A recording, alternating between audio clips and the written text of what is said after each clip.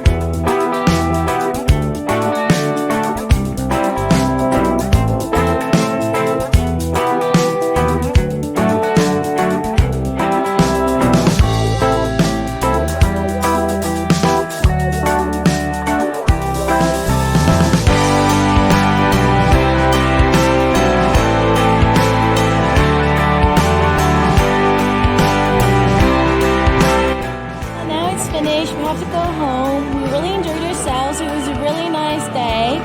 If you ever have time to come here, please do. It's really nice. And besides, you should try the Ker Y Pom because it's really good and delicious. So we will leave the recipe on our blog, so don't forget to check out.